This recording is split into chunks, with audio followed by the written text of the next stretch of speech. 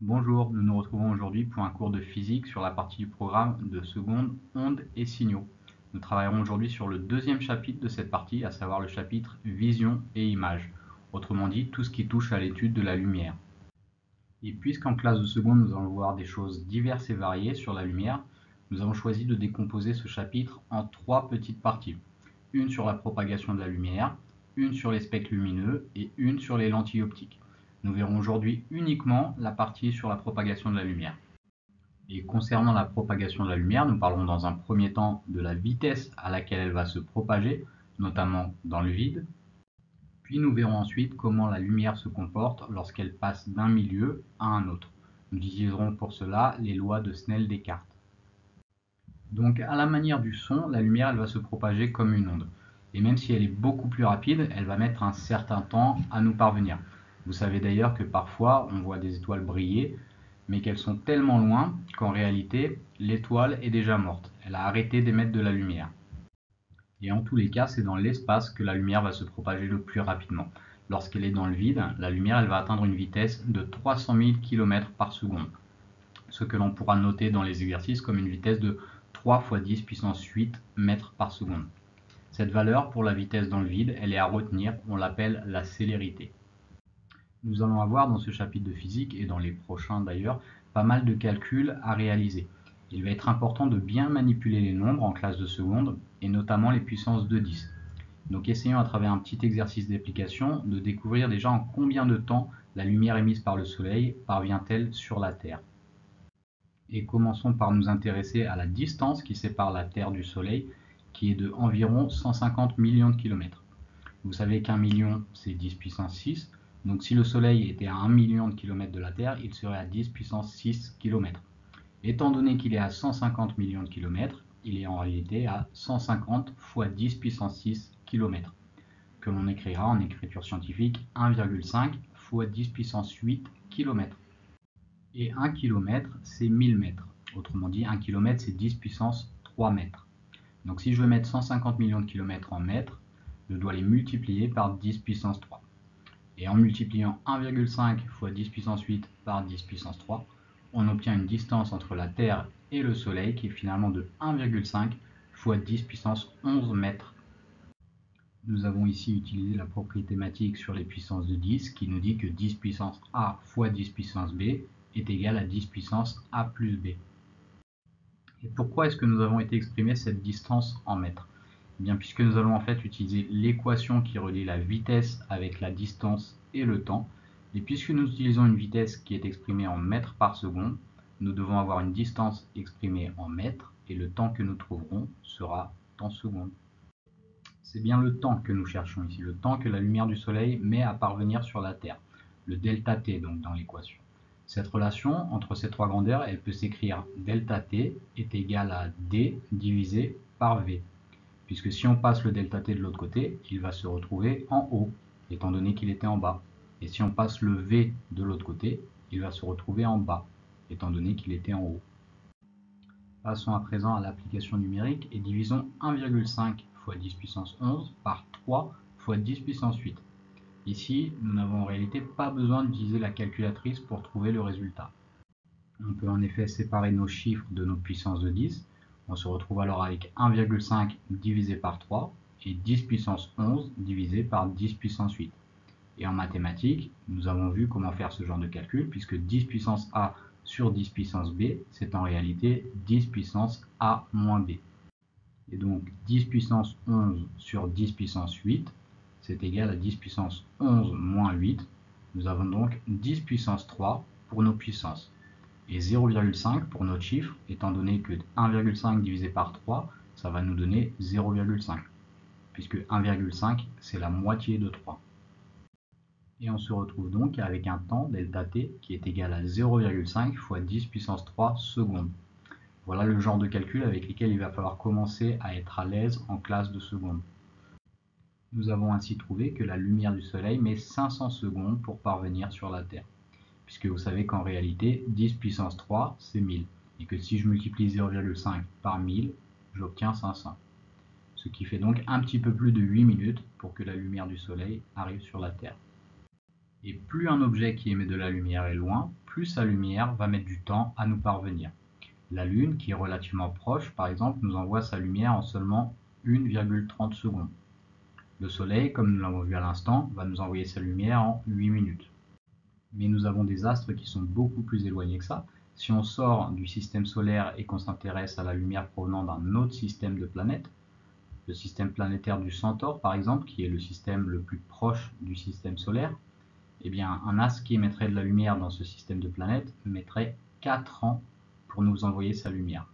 Et si on pense à une planète se situant à l'autre bout de notre galaxie, elle mettrait carrément 52 000 années pour nous envoyer sa lumière, tellement elle serait éloignée. Donc si la lumière d'une étoile met une année à nous parvenir, on dit que cette étoile, elle est située à une distance d'une année-lumière. Essayons de calculer cette distance. Reprenons notre relation qui lie la vitesse avec la distance et le temps, et cette fois-ci nous allons chercher une distance, donc le petit d. Nous allons l'isoler. Donc pour cela il va falloir passer le delta t de l'autre côté, et nous aurons finalement une distance qui est égale à la vitesse fois le temps. Ici, la vitesse, c'est la célérité de la lumière, puisque nous sommes dans l'espace et que la lumière se propage à 3 × 10 puissance 8 mètres par seconde. Et le temps, c'est une année, puisque l'on veut trouver à quelle distance se situe une planète dont la lumière nous parviendrait en 1 an. Mais ce temps d'une année, nous devons l'exprimer en secondes, étant donné que nous avons une vitesse qui est donnée en mètres par seconde. Et la distance que nous trouverons sera finalement en mètres. Nous devons donc multiplier la vitesse à un temps de 365,25, puisque c'est le nombre de jours qu'il y a dans une année, fois 24, puisqu'il y a 24 heures dans une journée, fois 60, puisqu'il y a 60 minutes dans chacune de ces heures, et puis encore une fois 60, puisqu'il y a 60 secondes dans chacune des minutes. Donc finalement, il faut multiplier la vitesse par un temps de 31 557 600 secondes. Et donc la distance qui nous sépare de cette étoile dont la lumière nous parviendrait en une année exactement, elle est de 9,461 fois 10 puissance 15 mètres. Pour conclure cette partie sur la célérité, retenez bien qu'une année-lumière c'est en réalité une distance, une très grande distance que la lumière met 1 an à parcourir, et qui correspond à 9 millions de milliards de mètres, ou encore 9000 milliards de kilomètres. C'est pour cela que lorsqu'on parle d'une planète très éloignée, on préfère dire qu'elle se situe à une année-lumière, ou 2 années-lumière. Maintenant que nous avons parlé de la vitesse de la lumière, nous allons voir selon quelle direction la lumière va se propager. Normalement, elle va se propager en ligne droite, mais ceci n'est valable que si le milieu est premièrement homogène, c'est-à-dire qu'il a les mêmes propriétés en tout point. Deuxièmement, le milieu doit être transparent pour que la lumière puisse passer au travers. Et enfin, le milieu doit être isotrope, c'est-à-dire que les propriétés du milieu ne changent pas en fonction de la direction empruntée par la lumière. Ne vous inquiétez pas trop avec cette définition, dans les milieux que nous allons étudier, la lumière elle va se propager toujours en ligne droite. Nous représenterons donc un faisceau lumineux par une flèche droite.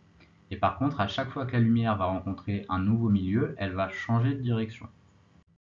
En effet, lorsque la lumière va rencontrer un second milieu, une partie du rayon va être réfléchie, ou renvoyée si l'on préfère. Vous voyez ici le rayon incident en bleu et le rayon réfléchi ou renvoyé en vert. C'est notamment ce qu'on peut observer quand on regarde l'eau d'un lac, par exemple. On va apercevoir l'image du paysage extérieur qui est réfléchie. Autrement dit, la lumière qui provient du premier milieu, l'air, est réfléchie lorsqu'elle arrive sur le second milieu, l'eau. Et selon les lois de Snell-Descartes, l'angle que va former le rayon incident avec la normale est égal à l'angle que va former le rayon réfléchi avec la normale. Donc la normale, c'est une droite imaginaire qui passe par le point d'incidence et qui est perpendiculaire à la surface de séparation entre les deux milieux. Et ce qu'on appelle le point d'incidence, c'est l'endroit précis, le point d'impact du rayon incident sur la surface de séparation des milieux. Enfin, sachez que la surface de séparation entre les deux milieux, on peut aussi l'appeler le dioptre. Donc retenons surtout que la première loi de Snell-Descartes nous dit que le rayon incident et le rayon réfléchi forment exactement le même angle avec la normale.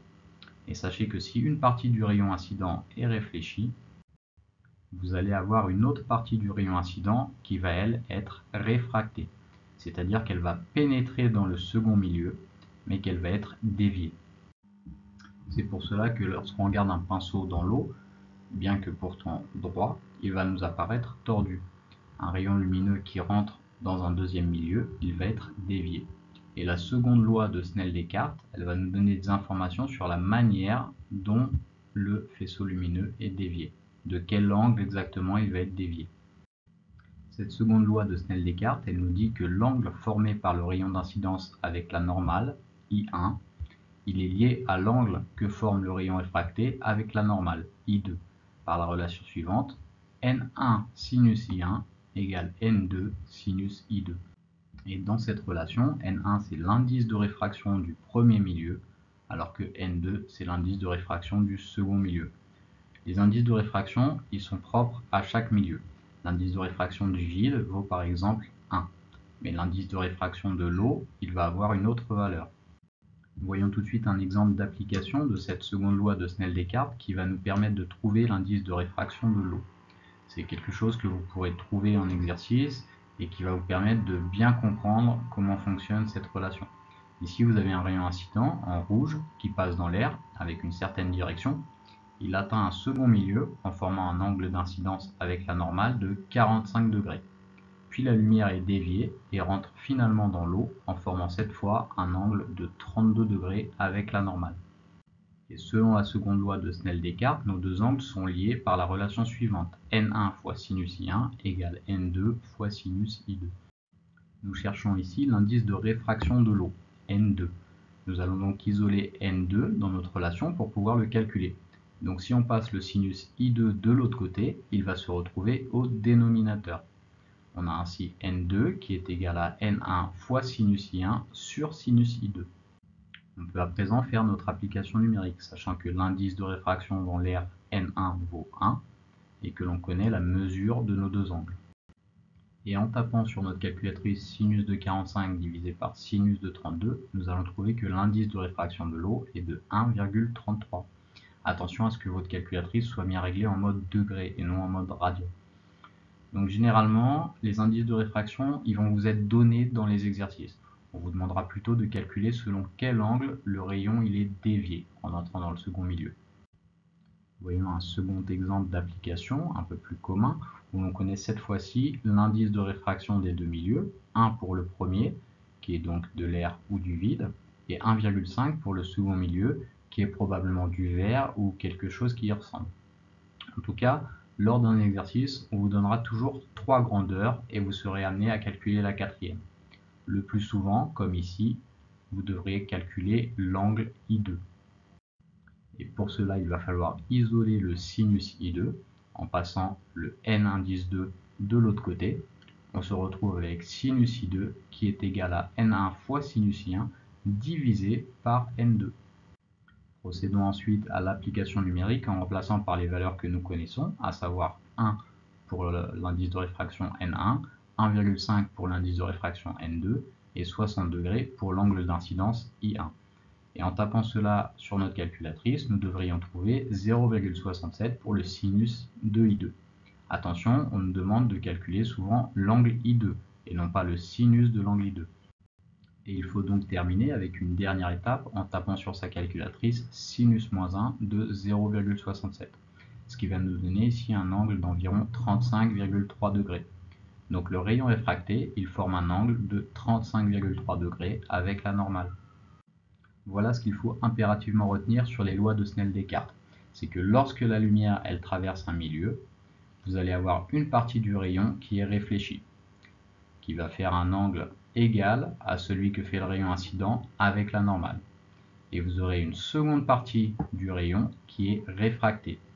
Donc il sera donc dévié d'un certain angle que vous allez pouvoir calculer grâce à la relation N1 fois sinus I1 égale N2 fois sinus I2. Et juste une dernière remarque concernant le rayon dévié, si votre second milieu a un indice de réfraction plus grand que le premier, comme c'est le cas lorsque l'on arrive de l'air dans l'eau, alors l'angle formé par le rayon réfracté sera plus petit. En revanche, si votre second milieu il possède un indice de réfraction plus petit que le premier, comme par exemple un rayon qui sort du verre pour se retrouver dans l'air, alors l'angle formé par le rayon réfracté sera plus grand. Et pour finir, parlons un petit peu de ce que c'est que ces indices de réfraction. Donc sachez que l'indice de réfraction d'un milieu, il dépend en réalité de la vitesse à laquelle la lumière va se propager au travers de ce milieu. En effet, l'indice de réfraction d'un milieu, il peut se calculer grâce à la relation suivante. Petit n égale c sur v, où c est la célérité, c'est-à-dire la vitesse de la lumière dans le vide, et v, c'est la vitesse de la lumière dans le milieu en question. C'est pour cela que dans le vide, l'indice de réfraction vaut 1, puisqu'on divise la célérité, à savoir 3 fois 10 puissance 8 mètres par seconde, comme nous avons vu au début du cours, par elle-même. Maintenant, on peut s'amuser à trouver la vitesse de la lumière lorsqu'elle se propage dans l'eau, puisque nous avons vu que l'indice de réfraction de l'eau, il est de 1,33. Ainsi, pour trouver la vitesse de la lumière dans l'eau, il nous suffit d'isoler la vitesse dans l'équation et de diviser donc la célérité par l'indice de réfraction de l'eau. Et on peut finalement trouver que la vitesse de la lumière dans l'eau, elle est de 2,25 fois 10 puissance 8 mètres par seconde, soit 225 000 km par seconde. Donc pas mal moins rapide que lorsque la lumière se propage dans le vide, à 300 000 km par seconde. Voici pour finir quelques indices de réfraction dans différents milieux et matériaux. Vous pouvez retrouver par exemple l'indice de réfraction de l'eau de 1,33 ou le verre de 1,50 dont nous avons déjà parlé. Ils ne sont pas à retenir par cœur, mais souvenez-vous qu'ils sont directement liés à la vitesse à laquelle se propage la lumière dans le milieu en question. Et retenez également la formule que nous venons de voir qui peut vous permettre de calculer un indice de réfraction à partir des vitesses si cela vous est demandé. Vous voyez par ailleurs dans ce tableau que l'indice de réfraction de l'air est très proche de 1. L'air est en effet un milieu constitué quasiment de vide, puisque les molécules de gaz qu'il compose sont très éloignées les unes des autres. Nous reverrons ça dans un prochain chapitre de chimie. Mais toujours est-il que lors des exercices, on va généralement considérer que l'indice de réfraction de l'air vaut 1. Voilà qui conclut notre première partie du chapitre Vision et Image. Nous avons vu tout ce qui concernait la propagation de la lumière. Je vous invite à bien télécharger la fiche de cours qui résume cette partie sur la propagation de la lumière et à répondre au QCM. Et surtout à vous entraîner au travers d'exercices et pourquoi pas à visionner la vidéo d'exercices corrigés sur ce cours.